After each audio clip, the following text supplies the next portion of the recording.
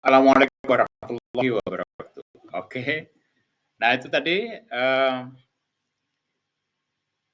part 2A ya, kita lanjutkan ke part 2B, masih tentang sekolah penggerak. Dan nanti kita akan lanjut ke pembahasan tentang apa saja yang kita bahas untuk administrasi dan supervisi pendidikan maupun manajemen dan supervisi pendidikan. Ini ada 2 mata kuliah yang untuk pembukaannya ini saya jadikan satu ya. 2 mata kuliah ini adalah untuk mahasiswa angkatan 2017 dan angkatan 2018, itu ada 2 mata kuliah yang harus diikuti, yaitu manajemen pendidikan dan administrasi dan supervisi pendidikan.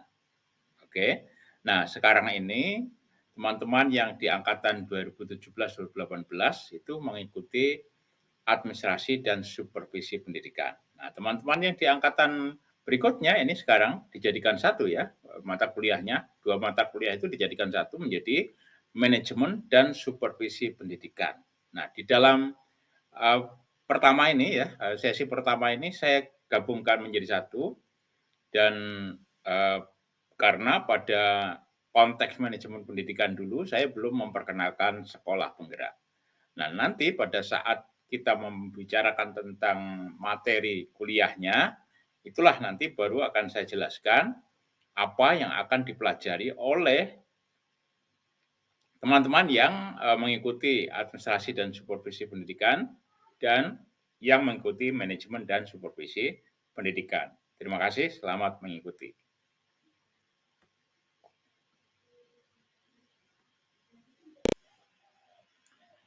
Baiklah, kita lanjutkan.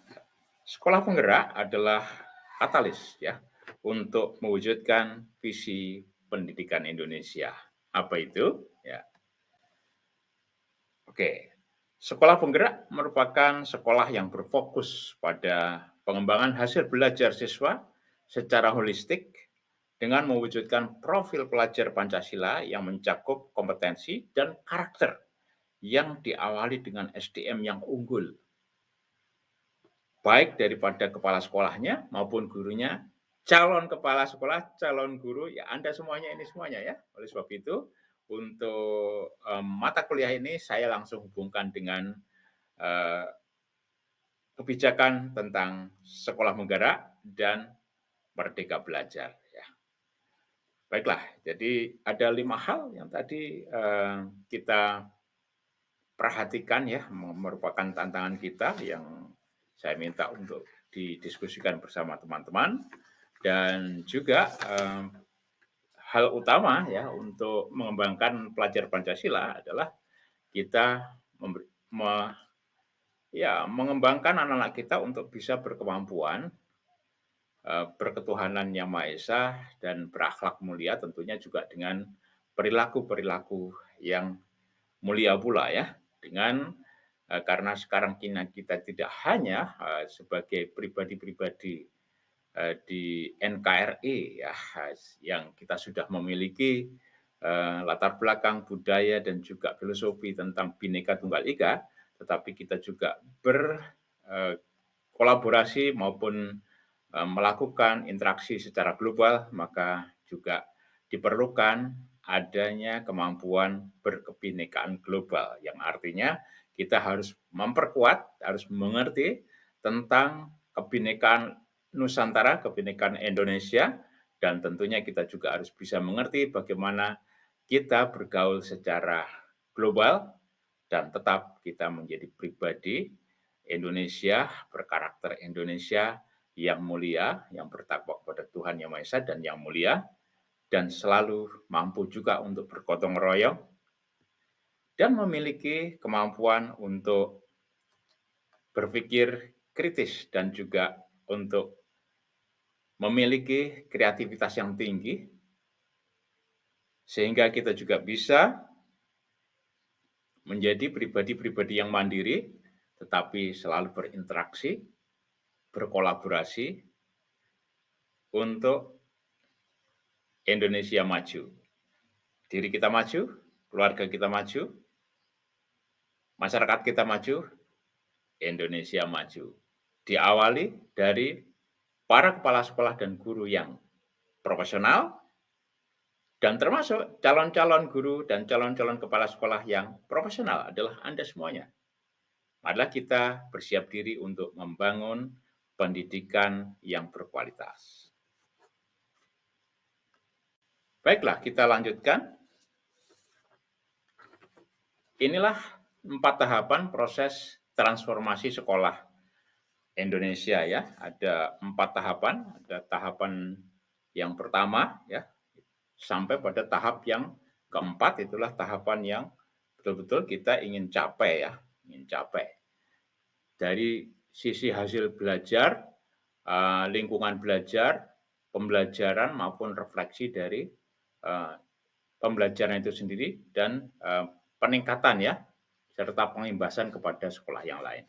Ini adalah sebenarnya tahapan untuk mencapai sekolah penggerak yang secara profesional kita gerakkan untuk mengembangkan, menghasilkan pribadi-pribadi yang bertakwa, yang mulia, cerdas, terampil, kompeten ya, sebagai para pelajar Pancasila.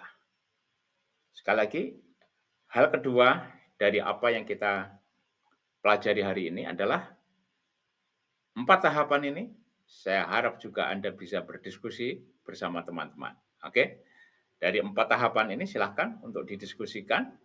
Dari masing-masing tahapan, apa yang menjadi tantangan kita, apa situasi di masyarakat kita, dan bagaimana para guru maupun Anda sebagai mahasiswa, calon guru, dan bahkan calon kepala sekolah kelak kemudian hari, apa yang harus dilakukan. Dan Anda sebagai seorang mahasiswa sekarang melihat situasi ini, apa yang Anda harus lakukan. Silahkan didiskusikan dan kita akan bersama-sama berdiskusi untuk refleksi pada pertemuan sesi kedua bersama saya. Dalam konteks virtual session ini ada 2 hal yang sekarang saya meminta Anda untuk berdiskusi bersama teman-teman ya. Oke, masih ingat? Iya, oke. Baiklah, jadi dua-duanya harus didiskusikan dan kita akan refleksikan pada pertemuan berikutnya nanti ya, di sesi kedua. Oke, kita lanjutkan.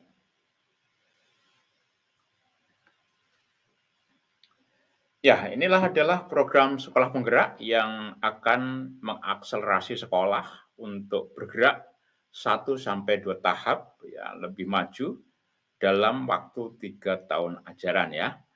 Ini dimulai dari program sekolah penggerak, mulai dari PAUD, SD, SMP, SMA, SLB, baik negeri maupun swasta ya. Lalu kemudian dilanjutkan dengan melihat kondisi awal daripada sekolah-sekolah kita, dari mulai tahap 1, tahap 2, tahap 3, sampai tahap 4 yang tadi saya katakan Anda harus berdiskusi dahulu ya bersama teman-teman, supaya kita nanti mendapatkan gambaran secara rinci, dan Anda sendiri juga bisa berinternalisasi, memahami tentang sekolah penggerak ini. Lalu kita juga akan lanjut kepada durasi program ya, durasi program dari setiap sekolah itu adalah 3 tahun. Nah ini Anda harus tahu bahwa di semua ya, di semua dinas pendidikan ini sudah menjalankan sekolah penggerak dan oleh sebab itu kita harus memahami ini. Nah dalam konteks pembahasan baik tadi 4 tahap dan 5 problematika ya utama sekolah kita saat ini, silakan untuk didiskusikan dan nanti kita akan bersama-sama merefleksikan pada pertemuan selanjutnya ya. Baiklah, kita lanjutkan.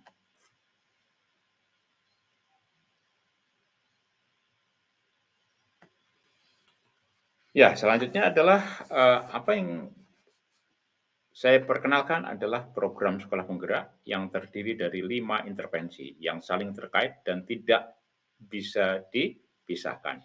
Inilah upaya pemerintah untuk membantu kita semuanya, sekolah-sekolah kita bukan hanya memberikan kebijakan, tetapi juga pemerintah mendampingi kita semuanya. Yang pertama adalah pendampingan konsultatif dan asimetris. Ini untuk semua sekolah penggerak ya. Yang kedua adalah penguatan SDM sekolah. Nah, ini penting sekali sekarang penguatan SDM sekolah itu banyak sekali sekarang sedang dilakukan rekrutmen baik pelatih ahli ya kan, lalu kemudian kepala sekolah penggerak, guru penggerak ya gitu. Dan sekarang sudah ribuan guru penggerak yang sudah direkrut dan dilatih ya. Dan oleh sebab itu, Anda sebagai mahasiswa harus bisa mengerti ini. Situasi ini harus bisa dimengerti ya, dan kita harus selalu mencari cara untuk mencari informasi, di laman Kemendikbud RI tentang, sekolah penggerak ya, tentang sekolah penggerak dan bagaimana kita belajar ya. Mudah-mudahan nanti suatu saat kita bisa, mendapatkan akses untuk para mahasiswa, Fakultas Keguruan dan Pendidikan tentunya ya. Kita lanjutkan. Yang ketiga adalah pembelajaran dengan paradigma baru ya. Apa itu pembelajaran dengan paradigma baru? Ya, pembelajaran dengan paradigma baru artinya bahwa ini adalah, eee, pasti ada irisannya dengan, paradigma-paradigma yang lama dan paradigma baru pun sebenarnya sudah dibangun sejak lama. Paradigma baru ini adalah bagaimana kita, mmm,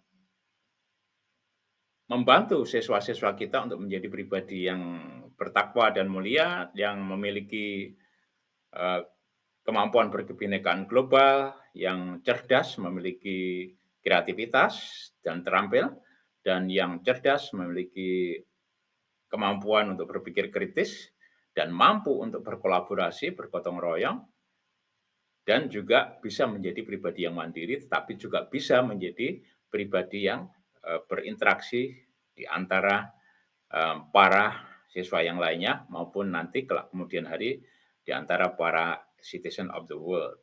Not only the citizen of Indonesia, tapi juga citizen of the world. Di antaranya adalah setiap pembelajaran itu mesti diarahkan kepada suatu kemampuan siswa yang berbeda-beda ya. Di antaranya adalah termasuk yang kita sebut dengan differentiated learning. Nah, seperti itu ya. Jadi ini Eee, bisa menjadi paradigma baru dengan situasi yang baru dan teknik maupun strategi yang baru. Tetapi kalau kita berbicara tentang discrete learning, differentiated learning, itu sudah lama sekali ya, kita sudah sebenarnya sudah, belajar tentang itu dan saya pun sudah melakukan, pada tahun 2005 itu di Yayasan Pendidikan Jawijaya di, PT Freeport Indonesia, itu, kami juga sudah melakukan apa yang disebut dengan differentiated learning, inquiry learning, ya kan. Lalu, apa itu project based learning, itu semuanya kita lakukan. Sehingga apa, waktu belajar itu bisa belajar secara terintegrasi dan juga bisa, ya, mengelola ya perbedaan kemampuan dari, siswa kita ya, dan juga, bisa mengelola, eee, perilaku maupun peningkatan daripada kompetensi maupun pengetahuan daripada siswa-siswa kita. Baiklah, itulah yang, dilakukan oleh pemerintah. Yang pertama adalah pendampingan konsultatif ya dan asimetris untuk sekolah-sekolah, lalu kemudian penguatan SDM sekolah dan juga pembelajaran dengan paradigma yang baru gitu ya. Dan tentu, berikutnya adalah, juga diberikan perencanaan berbasis data, ya ini bagus sekali ya, karena perencanaan itu harus selalu berbasis data supaya kita itu tepat ya, tepat sasaran dan juga, prosesnya juga bisa benar dan kemudian hasilnya juga bisa baik dan tercapai, efektif dan efisien. Nah, yang satu hal yang sangat penting adalah ternyata pemerintah juga mendampingi, para sekolah penggerak ini adalah untuk digitalisasi sekolah. Nah, Anda adalah sebagai generasi milenial dan generasi apa, Z generation ya, tentunya tidak asing lagi dengan, hal-hal yang digital dan oleh sebab itu Anda harus lebih baik daripada generasi saya ya, tapi saya juga harus belajar untuk mendisrupsi diri bersama Anda. Ini karena saya adalah termasuk generasi, apa ini, generasi yang, baby boomers ya, lalu kemudian, harus berinteraksi dengan Anda sebagai, para mahasiswa, calon guru, calon kepala sekolah kelak kemudian hari, dan Anda adalah sekarang pada, situasi dan pada, posisi sebagai generasi milenial dan generasi Z, oke? Kita lanjutkan, pembahasan kita untuk pengenalan sekolah penggerak ini. Sekali lagi, silahkan berdiskusi bersama teman-teman. Nanti kita pada saat kita bertemu, kita lebih banyak untuk melakukan refleksi dan melakukan analisis situasi dan menemukan apa yang harus kita lakukan ya, apa yang harus Anda lakukan sebagai mahasiswa, calon-calon pendidik ya. Jangan sampai Anda larut dengan situasi dan tidak mengerti tentang situasi ini sehingga Anda ketinggalan ya. Kita ingin Anda semuanya menjadi, calon-calon guru yang keren, calon-calon kepala sekolah yang keren ya, dan Anda juga bergerak ya sebagai, mahasiswa penggerak dalam konteks pendidikan. Ya, inilah, pembelajaran dengan paradigma baru ya. Nah, ya, ini adalah pembelajaran dengan paradigma baru, mencapai pelajar Pancasila yang tadi sudah saya sampaikan, dan ada 2 hal yang penting adalah di dalam program kurikuler maupun program kokurikulernya ya. Dan ini, Anda bisa, pahami bersama dalam konteks pelajaran, program kurikuler, pembelajaran itu adalah terdiferensiasi. Nah, tadi yang saya sampaikan differentiated learning ya. Dan pada saat tahun 1996 saya waktu di Australia, juga saya waktu di Darwin ya, saya juga, banyak berkecimpung tentang ini, differentiated learning ini, dan saya juga masih bawa itu bukunya dari Scholastic itu yang saya beli di Darwin ya, di Coles di Darwin. Nah, ini sebenarnya juga kalau dari sisi teori atau dari sisi munculnya differentiated learning itu sudah lama ya, tapi mungkin kita belum, melakukan hal seperti ini secara baik ya. Walaupun pada saat kita kurikulum 2013 itu sebenarnya sudah ada, apa namanya, opportunity to do that gitu ya. Tapi sekali lagi, ini lebih difokuskan dan saya kira ini sangat baik sekali ya. Yang kedua adalah capaian pembelajaran itu disederhanakan. Bagaimana bisa capaian pembelajaran disederhanakan ya? Oleh sebab itu kita harus selalu mencari informasi ya tentang apa yang dimaksud dengan capaian pembelajaran yang disederhanakan. Tentunya ini adalah sebagai, satu, pola baru untuk, mencapai, pembelajaran siswa terhadap apa yang harus kita kembangkan terhadap, kemampuan siswa itu sendiri yang kemampuannya berbeda-beda. Bayangkan kalau Anda itu di sekolah kemudian 1 hari penuh ya, lalu kemudian belajar yang sama, lalu kemudian Anda duduk duduk setiap hari yang sama, mengerjakan hal yang sama dengan LKS yang sama, lalu, itu kan, apa ya, istilahnya itu Anda dianggap semuanya sama gitu ya. Dalam hal sisi lain ya, dalam satu sisi itu penting untuk kita itu memperlakukan hak dan kewajiban, memperlakukan hak yang sama ya, memberikan hak yang sama, tetapi juga kita harus benar-benar bisa mengembangkan, kemampuan siswa ini berdasarkan kemampuan mereka gitu ya, kekuatan mereka, dan mahasiswa yang lebih mampu tentunya bisa menjadi lebih mampu dengan cara itu, mereka juga diberdayakan untuk membelajarkan kepada teman-teman mereka. Dulu saya pernah juga melakukan apa yang disebut dengan discrete learning. Discrete learning itu, kita bedakan antara kemampuan high, low, and medium. Tetapi dalam konteks itu bukan berarti kita fokus kepada high, low, medium-nya saja atau ya itu, tetapi kita berfokus kepada bagaimana kita meningkatkan pada kompetensi yang low itu menjadi lebih medium dan high. Lalu kemudian bagaimana kita meningkatkan mempertahankan yang high dan meningkatkan mereka itu menjadi pribadi yang egaliter, pribadi yang mau apa itu berbagi dengan, teman-teman yang lain. Jadi bisa mengajar ya, bisa diberdayakan. Nah itu, di antaranya seperti itulah ya. Lalu kemudian juga, siswa memiliki cukup waktu untuk mendalami konsep dan, menguatkan kompetensi. Ini saya setuju, karena apa? Pada saat 2025 itu kami, merombak ya, merombak tata cara kita, belajar ya. Jadi kalau anak-anak itu di apa ya, dijadwalkan fisika 1 jam atau matematika nanti jam berikutnya, kita tidak melakukan seperti itu. Jadi kita itu bisa, bisa fisika, bisa kimia, macam-macam ya. Lalu kemudian kita pelajari, dalam waktu agak panjang, lalu kita buat, project, based learning, dan kita buat juga, inquiry learning, dan tentunya di dalam classroom society, saya sebut dengan classroom society ya, itu kita juga, memperhatikan perbedaan kemampuan dari anak-anak ini dan bagaimana kita mengelola, di dalam strategi belajar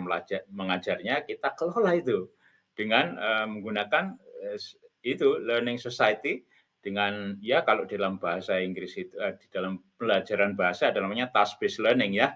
Dengan task based learning itu kita bisa sebenarnya juga mengembangkan masing-masing, kemampuan itu menjadi, bisa mampu untuk berkembang lebih cepat ya. Lalu juga guru, leluasa ya, memilih, perangkat, ajar sesuai dengan kebutuhan, ya tentu ya, tentu ini kita siapkan ya, sekolah kita siapkan. Itu sudah dulu juga saya lakukan seperti itu ya, guru itu harus leluasa memang. Dulu di dalam sekolah kami itu, di setiap, ruangan itu ada corner, ada reading corner, tapi begitu ada digital, maka semua, apa namanya, semua materi-materi itu kita masukkan ke komputer di situ sehingga anak-anak itu bisa mencari di situ ya. Seperti itu ya. Jadi dan halnya lain ya sekarang kita ada problematika itu, bagaimana kita, membelajarkan anak-anak dengan memakai handphone misalnya. Tetapi masih banyak juga kita khawatir kalau, belajar memakai handphone itu menjadi masalah gitu ya. Sebenarnya ya itulah, kemampuan guru yang harus kita, apa, kita latih. Oleh sebab itu di sini, di kuliah ini, ya kita menginspirasi Anda. Bagaimana Anda bisa mampu untuk fokus mengembangkan diri Anda dan memanfaatkan semua teknologi yang ada, bukan Anda dimanfaatkan oleh teknologi yang ada itu. Begitu ya? Oke. Nah, itu di antaranya ada juga program kokurikuler ya, tentu lintas, pelajaran ya betul, lintas pelajaran ya. Ya bagus sekali nih ya. Oke. Lalu juga, berorientasi ya pada pengembangan karakter dan kompetensi umum ya. Sebenarnya bukan hanya kompetensi umum seharusnya ya, juga ada kompetensi inti ya. Itu sangat penting, kompetensi inti itu sangat penting. Bagaimana orang menjadi jujur, bagaimana orang menjadi, apa namanya, tepat waktu, bagaimana orang berorientasi pada, eee, apa tuh, capaian atau berorientasi pada tujuan, itu penting. Itu adalah, sub kompetensi, itu juga penting, bukan hanya mungkin yang dimaksud umum itu ya, nanti kita pelajari juga ya. Lalu kemudian, pembelajaran interdisipliner di luar kegiatan, kelas ya, betul saya setuju ya. Karena saya pernah juga itu, di sekolah kami dulu, itu anak-anak pergi ke masyarakat Kamoro, lalu mereka belajar bagaimana masyarakat Kamoro itu, mengelola, sumber daya, contohnya ya air, lingkungan, dan bersih sekali. Dan di situ bisa belajar tentang bagaimana, interaksi masyarakat, ya dari sisi sosiologisnya, bagaimana tentang apa biota-biota dalam, sungai-sungai itu sendiri, yaitu biologinya, gitu. Banyak hal yang bisa dipelajari secara interdisipliner. Ya ini bagus ya. Jadi tapi ini juga perlu ya, perlu waktu dan juga perlu, apa, kepiawaian dalam kompetensi daripada guru, apalagi Anda sebagai mahasiswa ya. Oke. Dan juga ini adalah, melibatkan masyarakat ya, pada saat itu juga kita pernah itu melibatkan masyarakat masyarakat Kamoro, mereka senang sekali ya, mmm, dengan belajar budayanya, dengan belajar bagaimana, masyarakat Kamoro itu mengelola air, mengelola sumber daya manusia sumber daya alamnya maksud saya. Ada sagu, ada pohon-pohon di situ, burung-burung yang dibiarkan tidak ketepel ketepel ya, tidak dibunuh dan semacamnya lah. Ada ikan dan air itu menjadi bersih sekali, itu bagaimana caranya gitu ya. Lalu juga, muatan lokal itu dikembangkan, sesuai dengan, isu nasional dan global. Ya sekarang tentunya kita punya isu-isu MDG ya termasuk, green economy ya kan, itu blue energy kan seperti itu ya, tentang bagaimana kita memanfaatkan air dan semacamnya ya.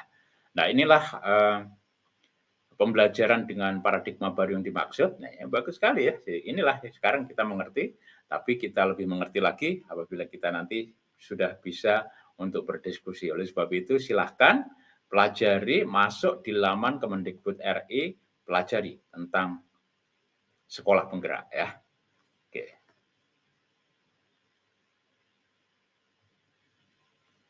Baiklah, saya lanjutkan ya.